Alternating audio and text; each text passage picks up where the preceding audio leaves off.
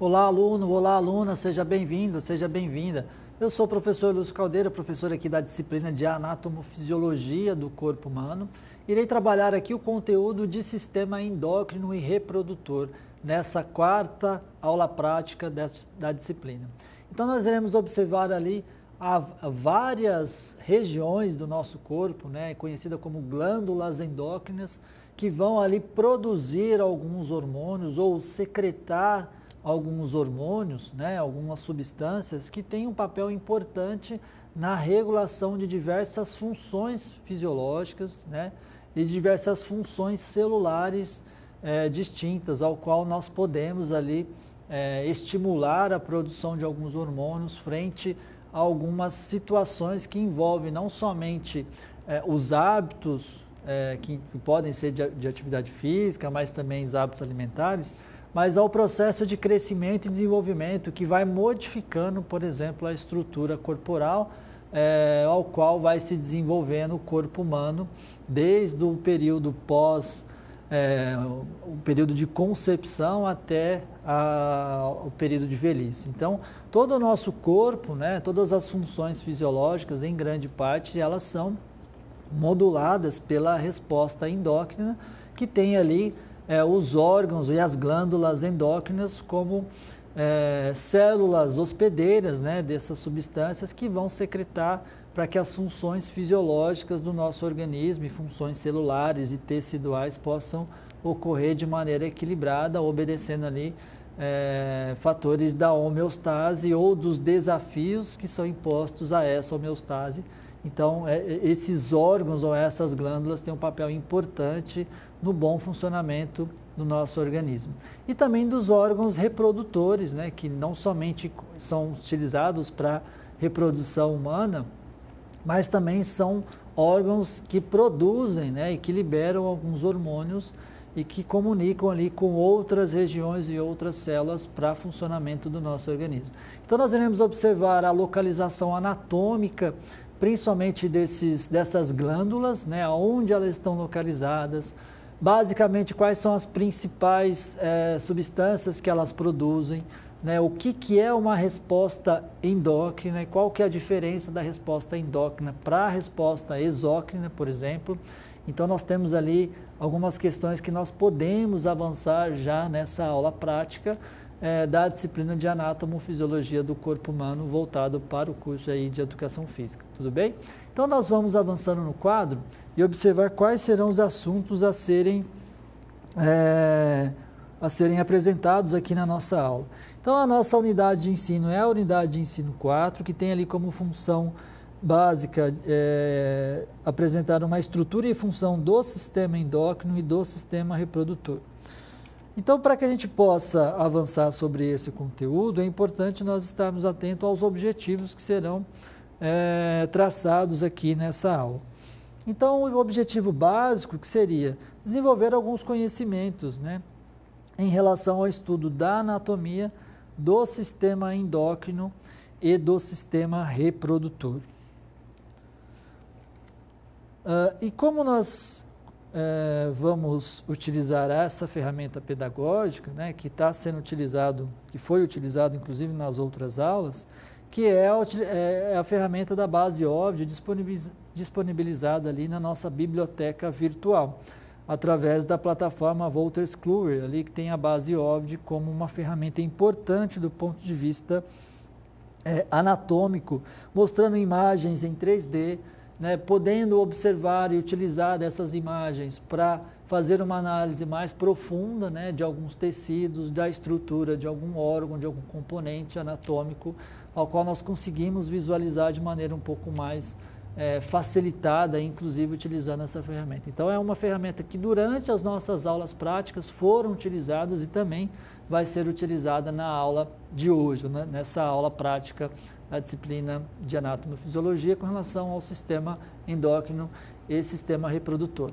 Então, vamos voltar ao quadro e vou observar como que nós iremos utilizar essa ferramenta e dentro de quais conteúdos que nós iremos avançar. Bom, com relação ao sistema endócrino e reprodutor, basicamente nós temos ali que reconhecer os seguintes órgãos e estruturas que compõem, por exemplo, esse sistema endócrino e reprodutor. Então, em grande parte, as principais glândulas endócrinas do nosso organismo deverão ser exploradas durante essa aula prática, né, observando e procurando ali a localização da glândula da tireoide, procurando a localização, por exemplo, da glândula da hipófise ou da glândula da pituitária, que é uma glândula importantíssima do ponto de vista de regulação de uma série de hormônios e de funções. Então, alguns hormônios que são produzidos ali em algumas glândulas, em especial, por exemplo, a hipófise, ela vai estimular a produção de outros hormônios em outras glândulas, né, endócrinas do nosso organismo. As glândulas adrenais ou glândulas suprarrenais, né, elas podem ser conhecidas como glândulas adrenais ou suprarrenais. O pâncreas, principalmente ali como um órgão, né, uma glândula importante ali no processo digestório, mas também para a regulação da glicose e na produção de insulina, né, que tem uma função importante na captação de glicose e no estímulo de algumas funções celulares. E as glândulas sexuais masculinas e femininas. Então, essas são as principais glândulas que devem ser ali observadas durante a nossa aula. Então, as principais glândulas que nós temos aqui do nosso sistema endócrino e a sua localização são, por exemplo, a hipófise, né, ou a glândula pituitária. Ela tem ali a sua localização na célula túrcica do osso esfenoide. Então, ela é meio que encaixada no osso esfenoide na região do crânio, né? Então, esse osso esfenoide, inclusive, nós podemos observar no conteúdo do sistema respiratório, né? Próximo ali, dando suporte e servindo como uma caixa de ressonância ali do sistema respiratório também. A tireoide, que está localizada ali no pescoço, com o lóbulo de cada lado, né? Envolvendo a traqueia. As paratireoides, né? Nós temos ali quatro glândulas localizadas dentro da estrutura ali, da tireoide, que tem um aspecto posterior à glândula da tireoide. Então, nós podemos observar e localizar essa glândula. As glândulas suprarrenais, que são duas glândulas, elas ficam na porção superior dos rins. Os ovários, né, como órgão sexual do sexo feminino, ela está localizado na pelve de cada lado do útero. E os testículos, como glândula sexual masculina, onde estão localizadas uma em cada lado da bolsa escrotal. E a glândula pineal, né, que é acima dos colículos superiores do mesencéfalo. Então, muito próximo, inclusive, ali da região da hipófise. Então, essas são algumas glândulas ali que nós podemos ter a sua localização descrita dessa forma. Então, observando nessa figura, nós conseguimos ali ter uma localização melhor, por exemplo, das glândulas que produzem ali alguns hormônios, né, que fazem a produção dos hormônios, tendo ali como uma resposta endócrina do nosso organismo. Bom, então nós temos aqui, na região aqui do crânio, né, então nós temos a glândula pineal, bem na porção posterior do nosso crânio. Se nós fizermos aqui um recorte dessa região, ela vai estar localizada mais ou menos próximo a essa região, da região bulbar. Nós temos o hipotálamo. O hipotálamo é um órgão importante, também produz alguns hormônios de controle ali da temperatura, por exemplo. Uma das funções do hipotálamo é essa. E a glândula da hipófise. E a hipófise, nós temos a hipófise posterior e hipófise anterior e produz alguns hormônios importantes para a função de outros órgãos e de alguns tecidos, como, por exemplo, a produção de GH, que é o hormônio de crescimento. Hormônio importante no desenvolvimento na fase de crescimento do ser humano. Aqui nós temos a glândula tireoide, né, envolvendo a traqueia, e a paratireoide, ela está localizada ali junto à tireoide. Nós temos o timo, numa região posterior ali superior, desculpa, do coração. Nós temos as glândulas suprarrenais, localizadas na porção superior aqui dos rins. O próprio pâncreas, né, que está sendo contornado aqui, porque ele está sendo sobreposto pelo fígado e pelo estômago. Então, o pâncreas é um hormônio, é uma glândula importante do ponto de vista endócrino, principalmente pela produção ali de insulina. E os ovários, né? O ovário no órgão sexual feminino e os testículos, ou as gônadas, né? No órgão sexual masculino. Então, essas são as principais glândulas. Aqui na porção posterior, nós podemos localizar as paratireoides, que ficam na porção posterior da tireoide, com relação a uma visão especificamente dessa glândula na sua localização. Então, nós temos aqui uma série de glândulas, né? A glândula da tireoide, a glândula da paratireoide, a glândula pineal e do hipotálamo e a glândula da hipófise, a própria tireoide localizada aqui, o timo, as glândulas suprarrenais, o pâncreas, os ovários, né, ou os testículos, sendo glândulas específicas do órgão masculino e órgão feminino. Bom, com relação à nossa primeira atividade, sempre nós devemos ali primeiro fazer o uso da ferramenta e fazer o manuseio dessa ferramenta. Nesse momento, vocês já devem estar mais familiarizados aí ao uso dessa ferramenta, como uma possibilidade de aprender o conteúdo de anatomia e de fisiologia, né, utilizando ali as características da nossa área, da área da educação física. E é importante, então, nós relembrarmos e resgatarmos somente alguns conteúdos que remetem ali a esse manuseio da ferramenta. Então, vamos avançando ali no quadro e observar, né, que nós iremos utilizar a biblioteca virtual dentro da plataforma Wolters-Kluwer, né, utilizando aqui a base OVD. Então, nós devemos ali utilizar a base OVD através da biblioteca virtual, realizando o nosso login, procurando a plataforma Wolters-Kluwer e clicando no ícone Human Anatomy Atlas, que é utilizando aqui essa página, ao qual vocês deverão ter acesso.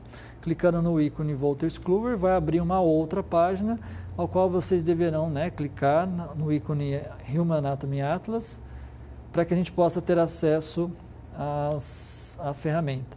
E a partir disso, você vai abrir uma outra janela chamada Launch Human Anatomy Atlas. Então, clicando, né, nesse ícone, após fazer o acesso desse ícone da plataforma, nós iremos aqui ter acesso às imagens dos sistemas. Então, nesse caso, nós iremos utilizar, né, do sistema endócrino algumas imagens específicas para que a gente possa avançar aí dentro do exercício e da localização anatômica das principais glândulas. Então, dentro da plataforma vai estar apresentado aqui na ferramenta Views, em Endocrine System Views. E aí nós temos os órgãos endócrinos do corpo humano, a glândula pituitária, ou, né, a glândula da hipófise, a glândula pineal, a glândula tireoide e as glândulas paratireoides, a vascularização da tireoide, por exemplo, o thymus, né, as glândulas adrenais ou suprarrenais, o pâncreas e outras glândulas que são apresentadas em seguida, que nós iremos ver logo mais.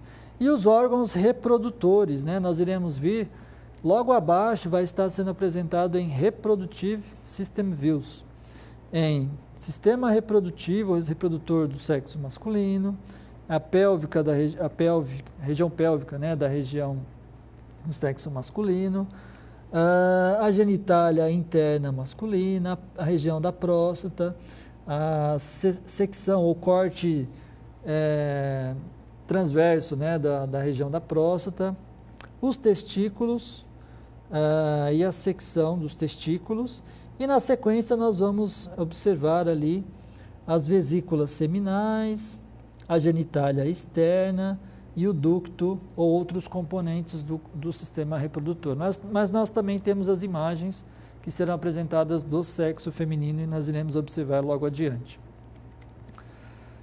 Em mídia, nós temos aqui o uso das imagens, que estão localizadas especificamente em System Overviews, que é uma visão mais generalizada dos sistemas, e existem algumas funções do sistema endócrino que nós podemos observar através desse ícone, que nós podemos assistir, também dos processos reprodutivos do ser humano. E alguns outros vídeos que remetem ali, por exemplo, a algumas doenças ou patologias que envolvem ali todos os sistemas anatômicos e fisiológicos de uma maneira mais generalizada. Então, na nossa segunda atividade, vai ser utilizado, nesse caso, a identificação dos componentes do sistema endócrino e do sistema reprodutor. Então, é importante nós localizarmos especificamente cada glândula que vai secretar ali uma série de hormônios. Então, existe uma grande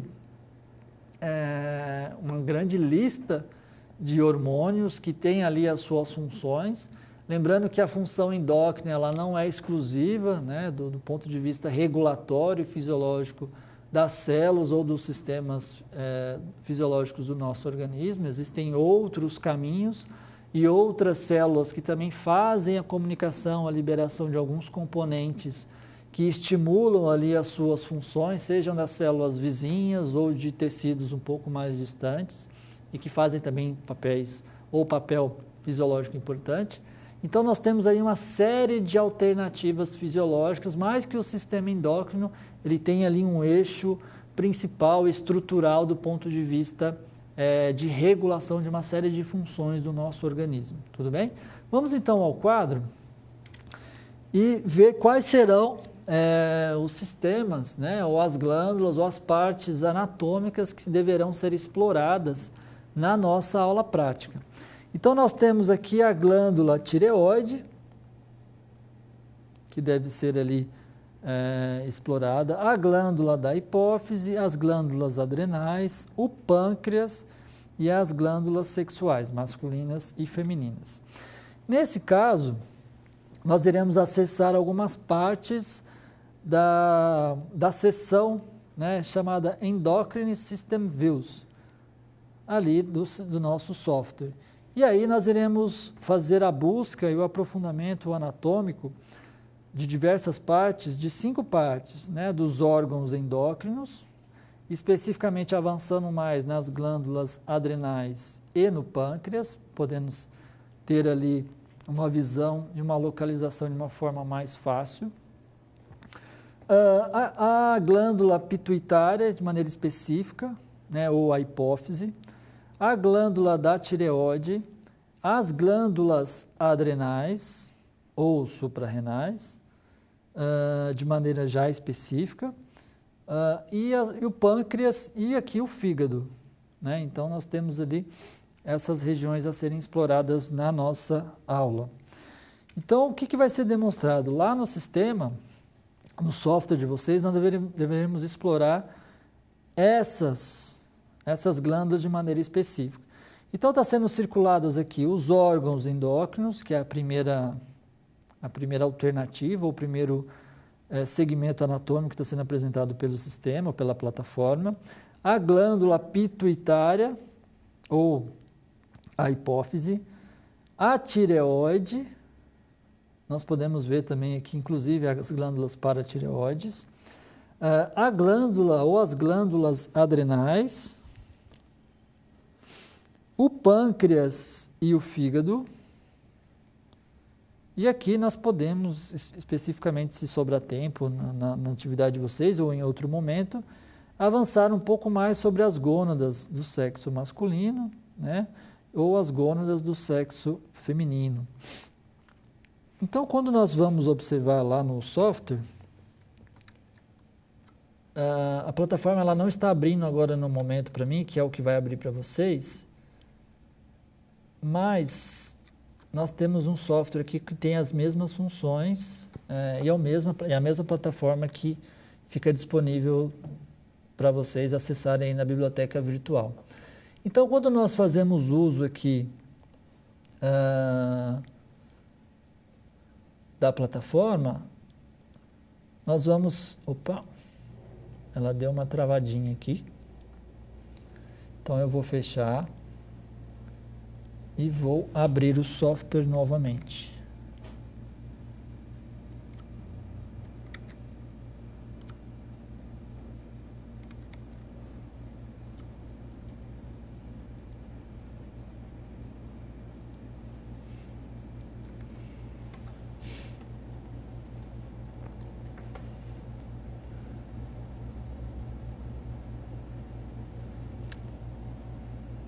Então o software ele vai abrir também as mesmas imagens que estarão disponíveis aí e que está disponível para vocês utilizando a plataforma da base OVD na aula prática. Então a gente vai buscar aqui em sistema endócrino, que está sendo apresentado aqui, em Endocrine System Views. Nós temos aqui uma série de possibilidades de utilizar e explorar as glândulas endócrinas, mas a primeira que nós vamos utilizar é essa. Então, que apresenta basicamente todas. Então, você tem aqui a pituitária, a hipófise aqui em cima, uma porção menor, e outros órgãos. Então, essa aqui, opa, apliquei errado, a gente vai poder avançar. É uma das partes da glândula da pituitária, tanto na porção anterior quanto na porção posterior. Nós temos outras regiões aqui do hipotálamo, por exemplo, que tem a comunicação e também produz ali alguns hormônios.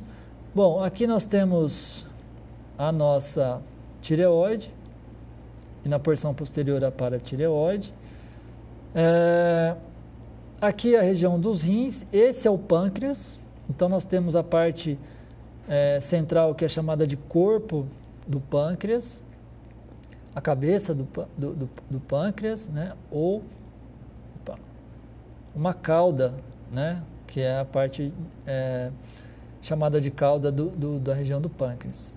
Bom, e aqui nós podemos avançar com o zoom e, por exemplo, ver como que é formado o pâncreas, né? Então, é formado por uma série de dutos e de ilhotas que produzem, por exemplo,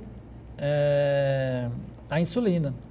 Então, o pâncreas tem um papel não somente importante no processo digestório, com a produção de alguns líquidos que envolve ali a absorção de alguns nutrientes e do processo digestório, mas ele tem um papel na produção de insulina. Então, se nós clicarmos aqui e observar essa informação, então aqui embaixo, pelas ilhotas, né, de Langerhans, nós temos aqui a produção de secreção endócrina, como por exemplo da própria insulina, tá bom? Então o pâncreas tem esse papel. E as glândulas suprarrenais, elas têm um papel importante de estímulo da via simpática, por exemplo, produzindo catecolaminas, que seriam a norepinefrina e a epinefrina. Então, a liberação dessas respostas, elas, embora tenham um tempo maior de resposta, né, de tempo de liberação, de estímulo e liberação, de atingir a célula-alvo, é um pouco maior em comparação com o sistema neural, mas isso acontece e isso é importante. Então, a liberação de catecolaminas, que seriam a noradrenalina ou norepinefrina e epinefrina, elas aumentam, por exemplo, a força de contração cardíaca, aumentam a frequência de disparos elétricos do coração, fazendo com que a frequência cardíaca se eleve, aumenta a força de contração cardíaca, faz elevar a pressão arterial também. Então, a liberação dessas catecolaminas é importante. Além disso, o estímulo simpático e a produção dessas catecolaminas faz com que a depressão e a quebra, por exemplo, de glicogênio para o exercício físico seja acentuado ou estimula esse processo, né? Estimula e excita algumas enzimas que vai ali degradar o glicogênio para a produção de ATP no metabolismo celular. Então, por exemplo, essas glândulas, elas estão a todo momento sendo ou estimuladas, ou estimulando a produção de alguns órgãos, ou freando. Então, existem a comunicação de algumas informações que o próprio sistema nervoso central e os próprios órgãos identificam o excesso de algum componente para que se freie uma resposta endócrina. Então, você tem um equilíbrio numa deficiência de um componente e para suprir essa deficiência, a produção de algum hormônio, ela é um fator importante, então a glândula ou o hospedeiro, a célula hospedeira, vai produzir aquela célula ou aquela substância. Agora, se eu tenho um excesso que está relacionado, por exemplo, com o efeito da produção daquele hormônio, a nossa célula hospedeira ou o nosso sistema nervoso identifica esse excesso e freia a resposta ou produz outras substâncias que freiam essa resposta na célula hospedeira. Então, nós temos uma série de mecanismos fisiológicos que equilibram as respostas na necessidade que está acontecendo, seja ela de forma aguda ou seja ela de forma crônica. Vamos voltar ali ao nosso quadro para que a gente possa, por exemplo, explorar um pouco mais com relação a essa ferramenta.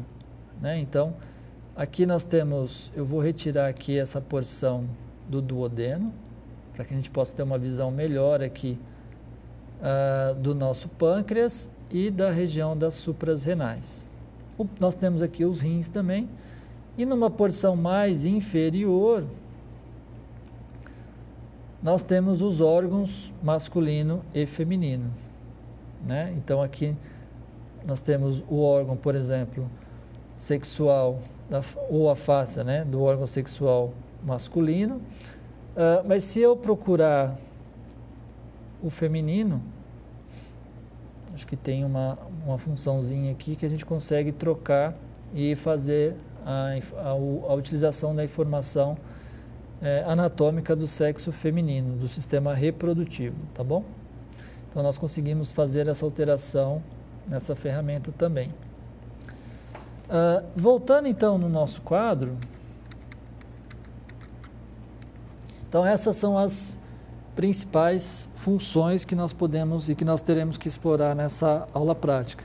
Então, a exploração dos órgãos endócrinos de uma maneira geral, especificamente com relação às glândulas adrenais e o pâncreas, a glândula pituitária, a tireoide, a glândula adrenal, as glândulas adrenais, o pâncreas e o fígado. Então, voltando lá no software, vamos observar a glândula pituitária, por exemplo. Então, procurando em sistema endócrino, nós vamos na glândula pituitária. Então, ela é uma glândula bem pequenininha, que está localizada bem aqui, ó, nessa região. Abaixo aqui da região do cérebro. Então, nós temos aqui a porção, por exemplo, posterior da pituitária, né, ou da hipófise, que produz ali alguns hormônios. Então, por exemplo, essa glândula, ela tem uma série de funções de produção de alguns hormônios, entre eles o hormônio de crescimento. E a própria célula, ou a própria glândula, ela produz o hormônio estimulador do hormônio de crescimento. E também ela produz o próprio hormônio que vai regular de forma negativa, ou seja, ele vai inibir o processo de produção quando eu tenho uma situação de excesso ou onde não há necessidade de produzir mais em grande escala ou em quantidades maiores o GH, o hormônio de crescimento. Então, a pituitária ela tem ali uma função importante com relação à regulação de outros órgãos. Tudo bem? Então, vamos voltar ao quadro para que a gente possa observar essas informações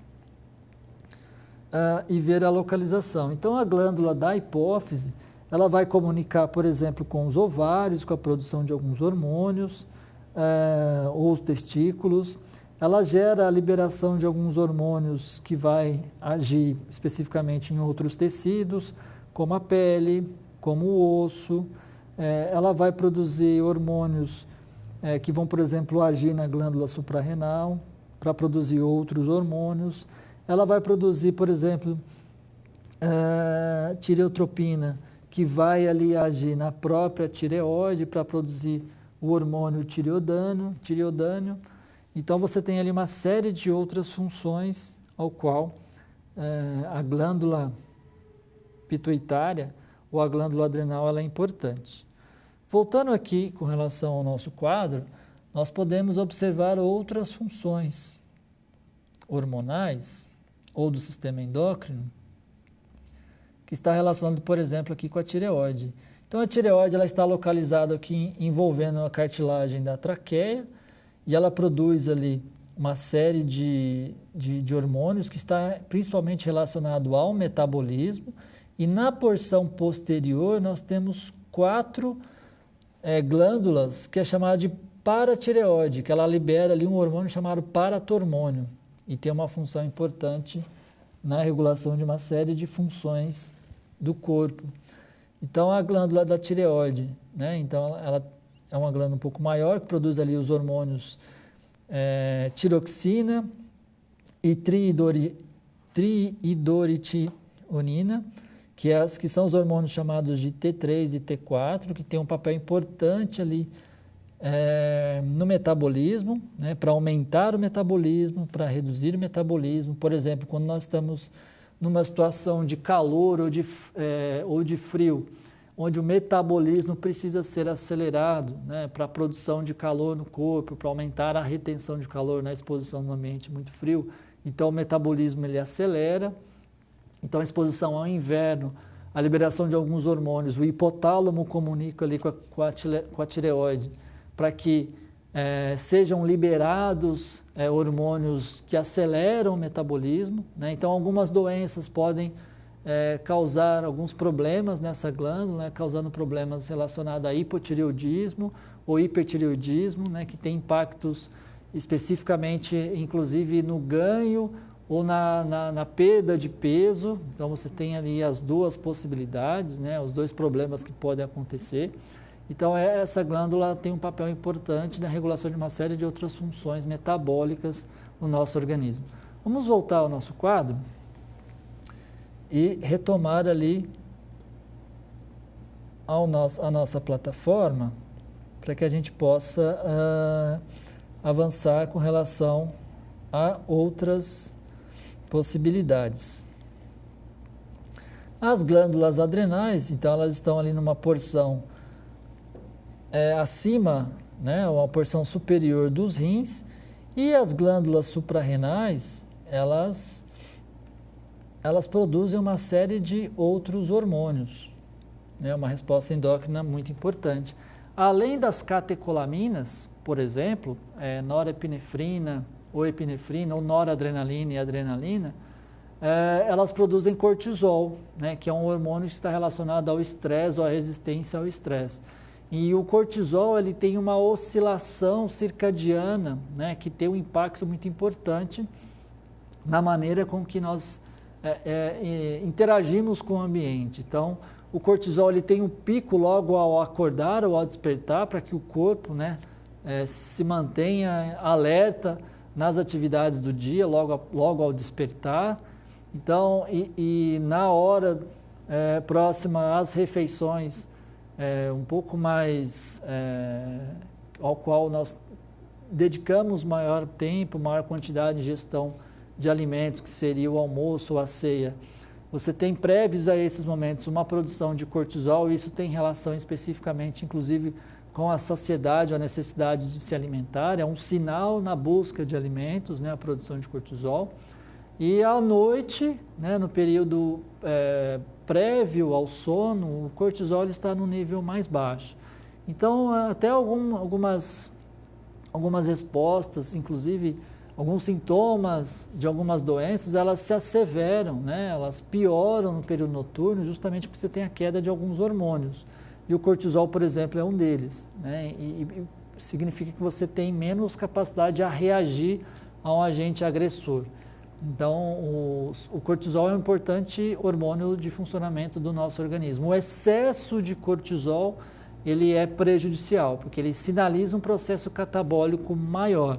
Então, no meio esportivo, nós temos ali o balanço testosterona e cortisol, né? Obviamente que o exercício, o treinamento aumenta o estresse, então aumenta o cortisol, mas também estimula a produção de testosterona que gera adaptações anabólicas positivas. Então, eu tenho um hormônio anabólico, que é a testosterona, e um hormônio catabólico, que é colesterol. E nós acompanhamos a razão desses dois momentos. Se um diminui e o outro aumenta, ele me serve como um sinal de alerta. Significa que aquele atleta ou aquela pessoa que está sendo submetida a treinamento não está sofrendo adaptações positivas importantes e fica mais exposto a lesões ou a doenças diversas, né, como qualquer outro ser humano.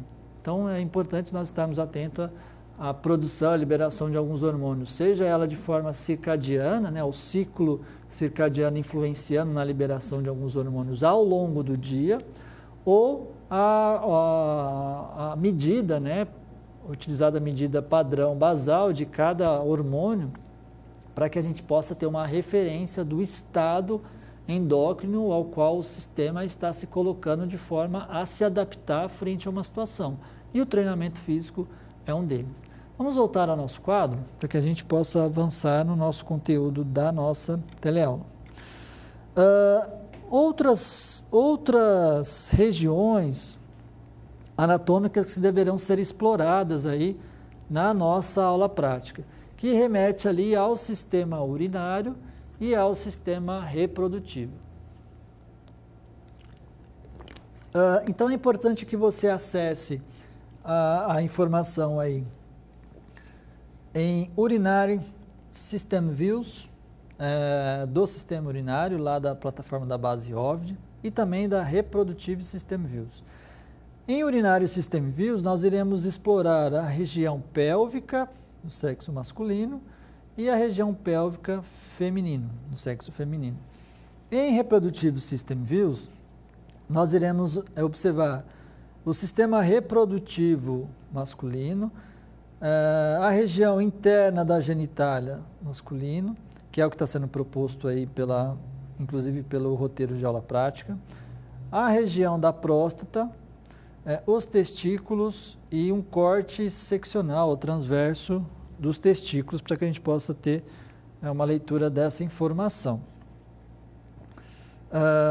Então, na janela que vai se apresentar, em Urinary System Views, nós temos aqui a região pélvica masculina e a região pélvica feminina, né? Então, existem algumas diferenças, o próprio desenho anatômico do osso da pelve masculina e feminina, ele é um diferenciado. A pelve feminina ela é um pouco mais aberta, ela permite uma maior mobilidade, até porque no nascimento o feto ele passa por um canal e no nascimento a mulher ela tem uma abertura, um descolamento do osso do quadril para que o feto possa escorregar no canal vaginal. Então é diferente ali um pouquinho da pelve masculina, que já tem o ligamento entre os ilhos, eles são mais segmentados, eles são mais duros e não permite tanta mobilidade.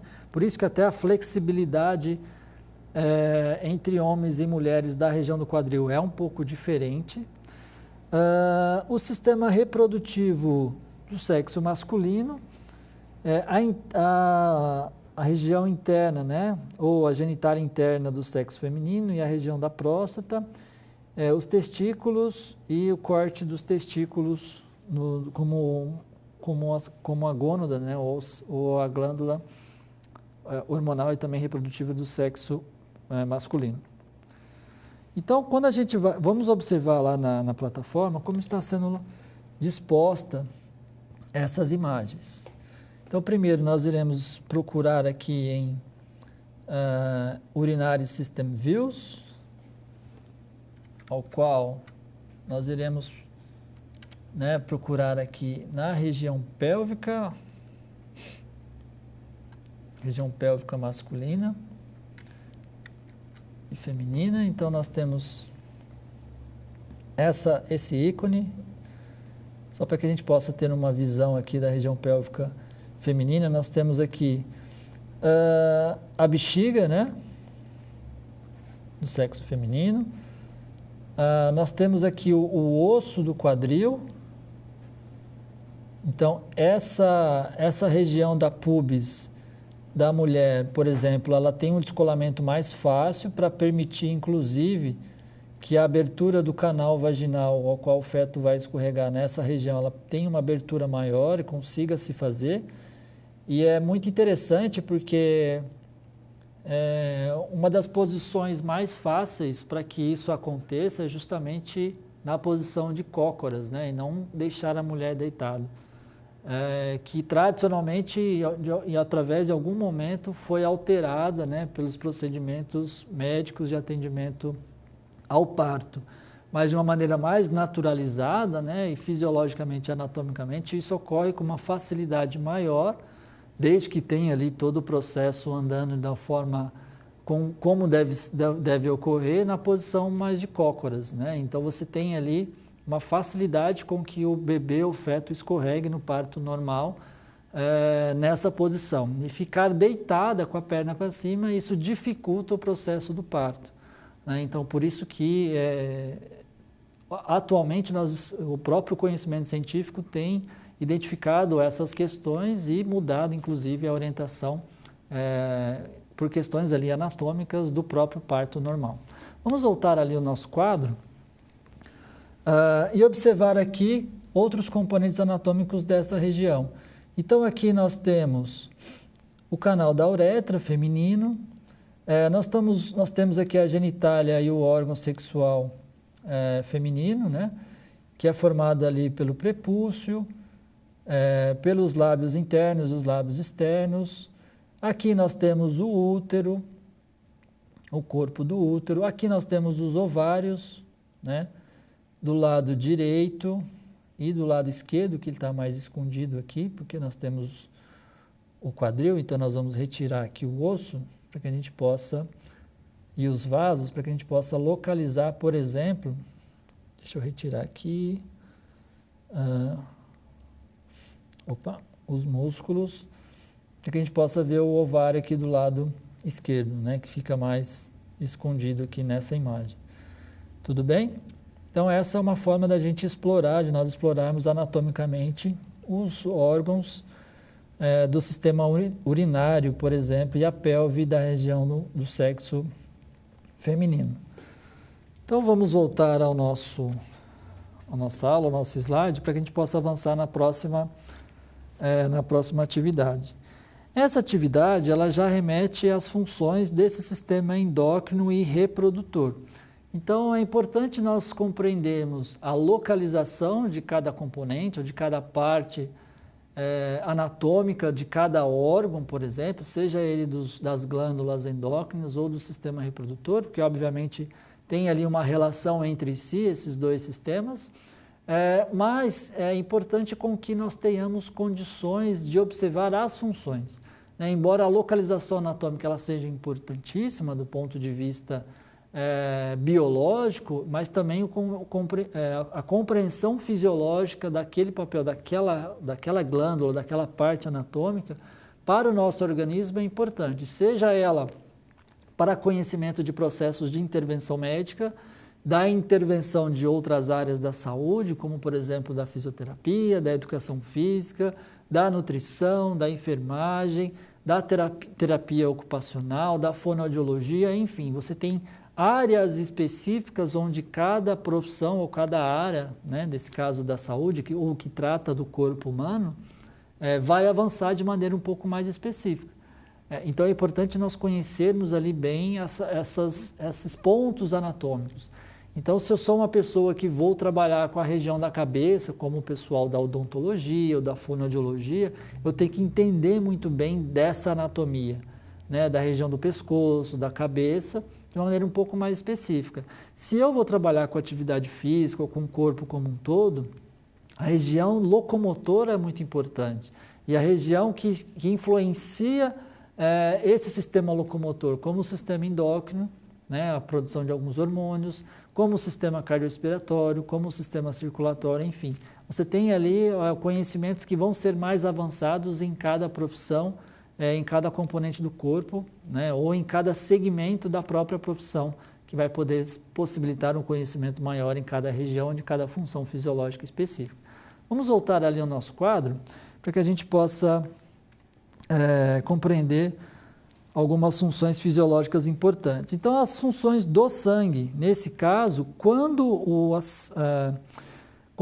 esse sangue ou esse tecido, ele está relacionado com o processo endócrino. Por quê?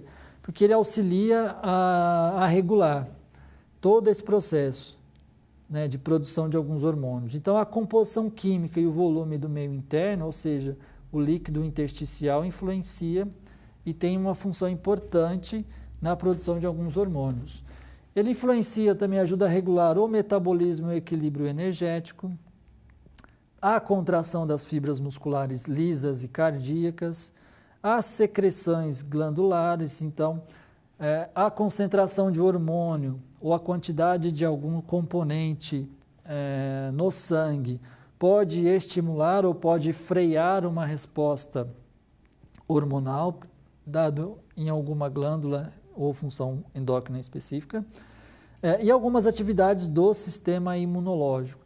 Então, o sistema imunológico, nós temos células no sangue, né, como linfócitos, como macrófagos, eosinófilos ou células de defesa, que estão presentes ali no tecido do sangue e também tem uma certa influência e se relaciona também com o sistema endócrino. Bom, outra função do sangue, controla o crescimento e desenvolvimento, regula o funcionamento dos sistemas reprodutores e ajuda a estabelecer, por exemplo, os ritmos circadianos. Então, as funções do sangue nesse processo endócrino têm um papel importante em todo o mecanismo fisiológico. Uma questão importante envolve aos hormônios circulantes, nesse caso, no tecido sanguíneo, onde eles vão gerar algumas respostas. E essas respostas endócrinas ou hormonais, elas podem também ser autócrinos ou parácrinas, Bom, então vamos lá. O que seriam esse tipo de hormônios circulantes que tem ali atuação local importante? Então, digamos que eu tenho uma célula endócrina, pode ser um tecido, pode ser uma glândula, que vai ali liberar o seu hormônio ou sua substância sinalizadora. Essa substância, ela cai aqui na corrente sanguínea e vai atingir o quê? As células alvos distantes. Então, isso corresponde ali a uma resposta endócrina, né? Então, você tem uma glândula, uma célula alvo, uma célula hospedeira, que é a célula endócrina, que vai produzir e liberar a sua resposta e vai atingir o tecido, as células um pouco mais distantes. E nesse caso, eu preciso ter o transporte via sistema circulatório. Mas eu tenho outras respostas, que seriam respostas autócrinas e parácrinas, onde eu tenho uma célula parácrina ou uma célula que vai liberar uma substância ou um hormônio que tem papel de comunicar funções celulares importantes e ela vai atingir uma célula vizinha, por exemplo. Então, essa é chamada de uma resposta ou um hormônio parácrino ou uma resposta hormonal parácrina. A outra possibilidade é gerar uma resposta autócrina. O que seria isso? A célula, ela produz uma substância ou um hormônio autócrino que vai estimular os seus receptores de membrana para alterar um mecanismo interno, como, por exemplo, produção de proteínas específicas, que pode gerar ali a estimulação de vias fisiológicas específicas. Então, essa resposta ela é autóctone. Isso é interessante, por quê? Porque durante o exercício físico, a célula muscular, por exemplo, pela força mecânica, ela libera um fator de crescimento celular mecânico, que nós chamamos de MGF. Esse MGF estimula a própria célula a produzir, por exemplo, mais proteínas. Então, essa resposta, por exemplo, endócrina, ela pode acontecer mediante o estímulo agudo da própria célula alvo e que também vai ser a sua célula que vai estimular a sua própria função. Então, quando eu tenho produção ou liberação de hormônios que vai atingir as células vizinhas ou substâncias que vão comunicar com as células vizinhas, essa é chamada de uma resposta parácrina. Então, em termos hormonais, em termos da resposta endócrina, isso é um componente importante para a gente entender. Ou nós podemos também ter uma resposta autócrina, onde a própria célula faz a liberação do seu hormônio ou da substância que vai estimular o funcionamento interno, né, que vai comunicar ali com os seus receptores. Então, essa é uma resposta parácrina. A resposta endócrina mais comum é você ter uma célula-alvo, você ter uma célula hospedeira, essa célula produz um hormônio específico que é liberado via corrente sanguínea, que vai atingir uma célula-alvo um pouco mais distante, ou outro tecido, ou outra glândula, ou outra região específica do nosso corpo, tudo bem? Vamos voltar ali ao nosso quadro e observar que existem ali classes químicas desses hormônios. Então, por exemplo, eu vou falar aqui, nesse caso, de hormônios lipossolúveis. E por que existem, é importante nós compreendermos essas classes químicas. Os hormônios lipossolúveis, eles englobam hormônios esteroides, e os hormônios da tireoide e também do óxido nítrico, que é um gás, na verdade. Os hormônios esteroides são derivados do quê? Do colesterol, que também tem relação ali com as gorduras. Dois hormônios da tireoide, né, o T3, tiroxina e triidriotirinina, que é T4, são sintetizados pela conexão do iodo ao aminoácido tirosina. Então, nós temos ali dois hormônios da tireoide que formam ali um tipo de hormônio lipossolúvel. E o próprio óxido nítrico, né, que é tanto um hormônio quanto um neurotransmissor, importante para uma série de funções fisiológicas do nosso organismo. E a sua síntese ela é catalisada pela enzima da oxonitrosintase. Então, ela tem efeito anabólico, tem efeito de vasodilatação dos vasos, estimula a produção e as vias de adaptação celular. Então, o óxido nítrico ela é um componente importante que sinaliza uma série de funções do nosso organismo e pode ser considerado como uma classe de hormônios lipossolúveis. E as classes químicas dos hormônios hidrossolúveis? Eles englobam alguns hormônios aminados, ou seja, eles são somados com um grupo de aminas. E também são somados com componentes proteicos e peptídicos e hormônios eicosanoides.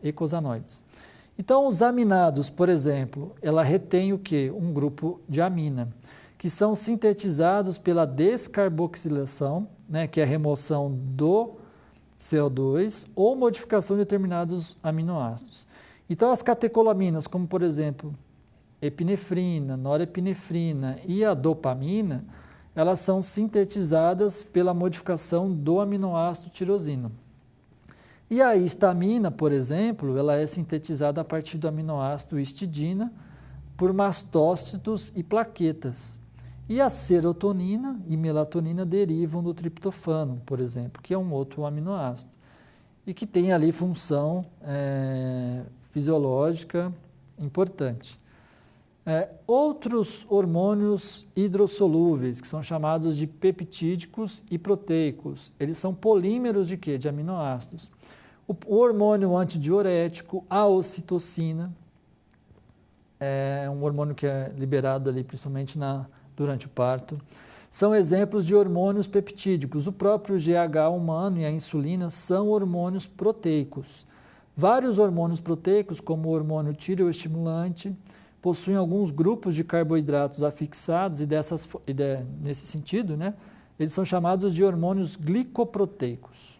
Bom, outra classe de hormônios hidrossolúveis, que são eicosanoides, são derivados do ácido araquidônico, né, um ácido graxo de 20 carbonos.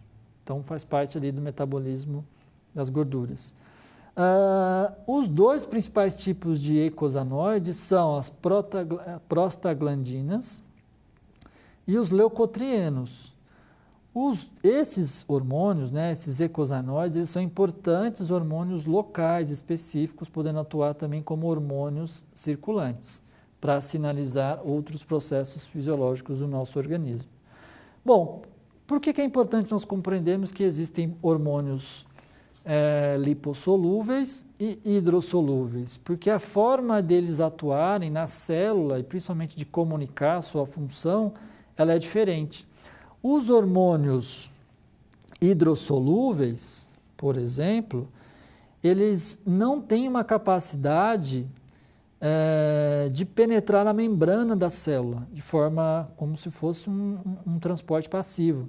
Então, o que ele faz? Ele comunica ao receptor da célula e esse receptor vai ativar algumas funções internas específicas.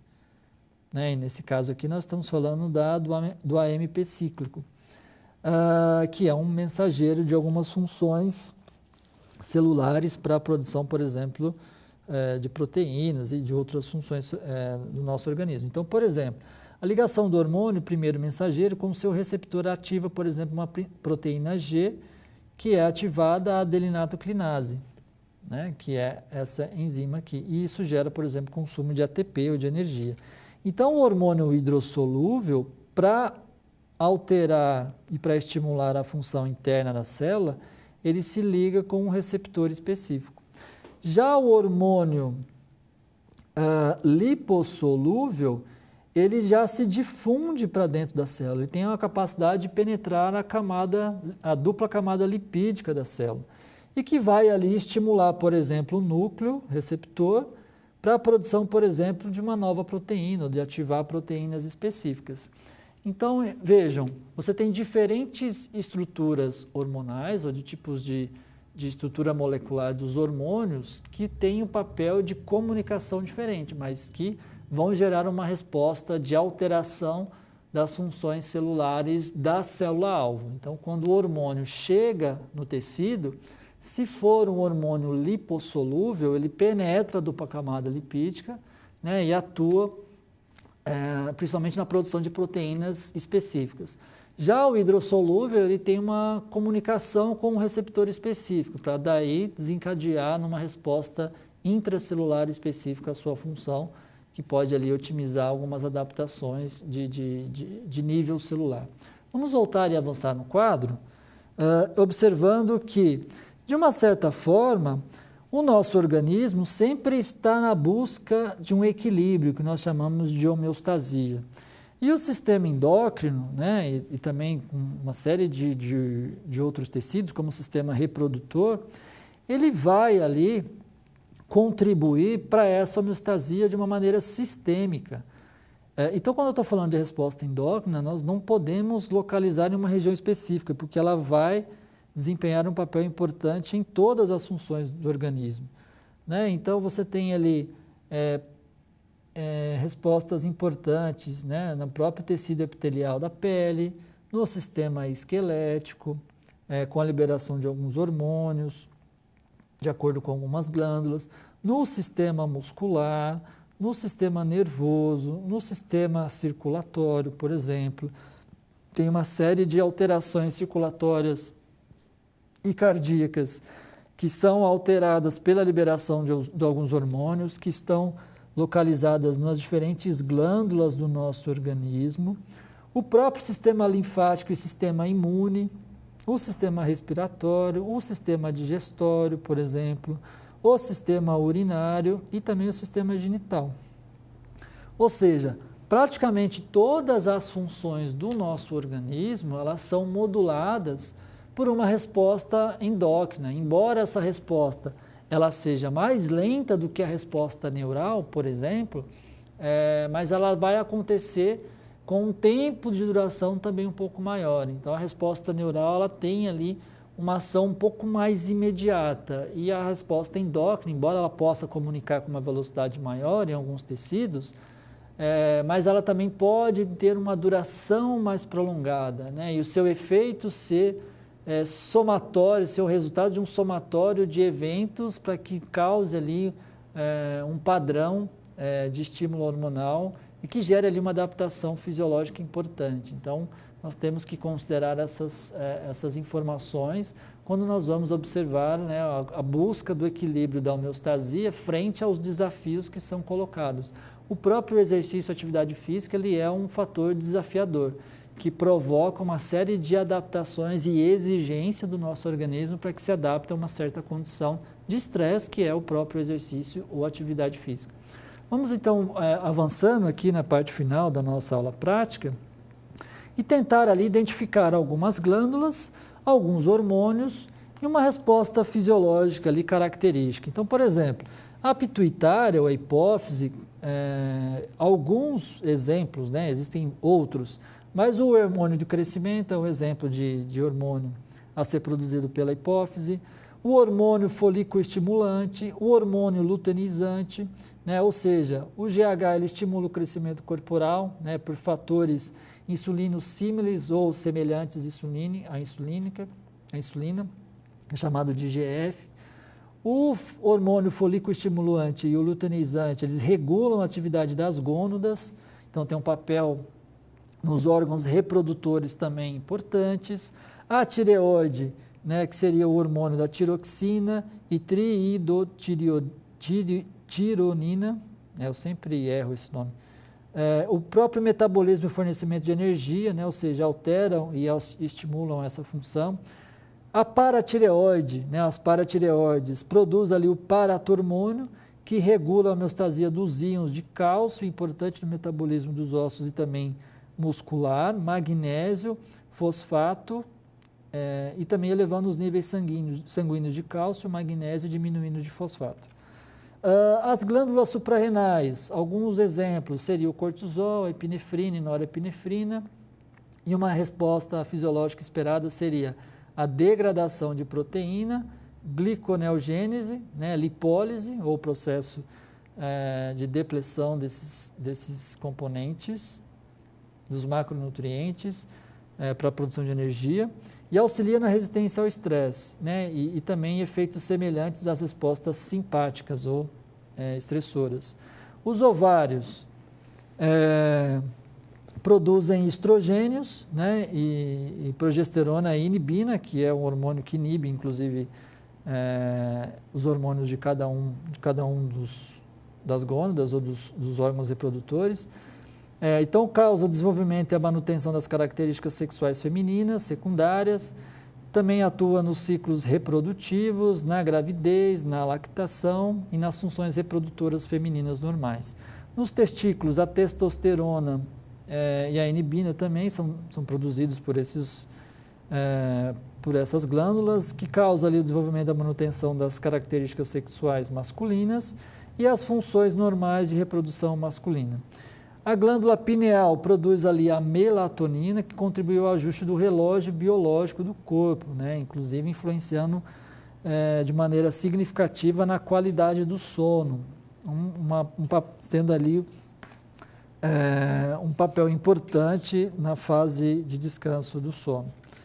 Enfim, esses aí foram os conteúdos da nossa quarta aula prática da disciplina de Anatomofisiologia do Corpo Humano. Nesse caso, o tema da nossa aula que foi avançado e apresentado envolve o sistema endócrino e o sistema reprodutor, ou seja, sistemas que, embora tenham algumas características específicas, né, mas que produzem hormônios e que têm papel importante na regulação, na manutenção da homeostasia e nas adaptações dos tecidos corporais. sejam eles nas fases de crescimento e desenvolvimento humano, mas também de adaptação aos diferentes tipos de atividades físicas que são, né, estão presentes ali no universo da atividade profissional da educação física. Seja ele na escola, no ambiente não escolar, para adultos, para crianças, para a terceira idade, enfim. Você tem ali um universo muito grande de possibilidades ao qual o nosso organismo, em movimento, se adapta a uma série de condições ao qual está sendo apresentada para o nosso sistema fisiológico. Então, eu fico por aqui, espero que esses conteúdos e esse conteúdo tenha sido proveitoso para você. Um grande abraço e até o nosso próximo encontro.